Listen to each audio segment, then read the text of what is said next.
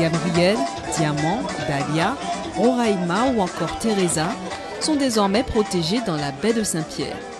En effet, les épaves de ces bateaux qui avaient coulé lors de l'éruption de la montagne Pelée en 1902 étaient régulièrement détériorées par les ancres des bateaux qui mouillent sur ce site historique.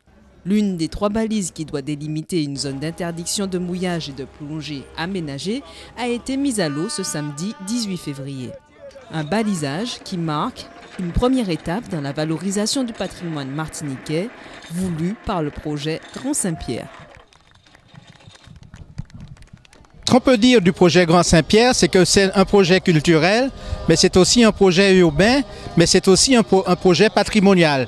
Et du point de vue patrimonial, nous allons systématiquement et massivement valoriser tous les patrimoines qui existent à Saint-Pierre. Mais parmi ce patrimoine, il y a le patrimoine maritime et le patrimoine sous-marin.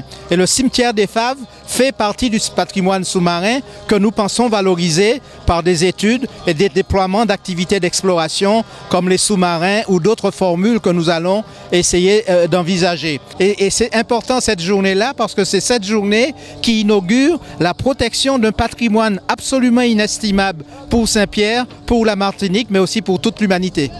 Des partenaires tels que l'Europe, la région Martinique, la commune, la DEAL et la DAC ont pris part à ce projet pour une enveloppe globale de 60 000 €.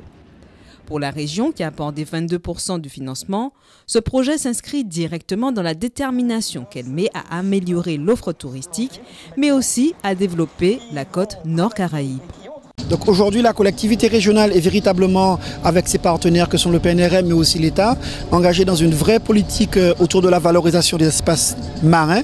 Et c'est vrai qu'à côté de ce projet qui permettra de découvrir l'archéologie sous-marine qui existe à Saint-Pierre, il y a un projet qui est à côté, au Prêcheur, qui sera la première réserve marine régionale sur le Prêcheur autour de l'île de la Perle, qui permettra aussi à la fois aux différents usagers de bénéficier d'un site de plongée exceptionnel, mais qui permettra aussi de mettre des plans de gestion qui accompagneront les pêcheurs justement à faire en sorte qu'on retrouve un effet réserve et qu'ils aient des meilleurs moyens de pêche pour demain.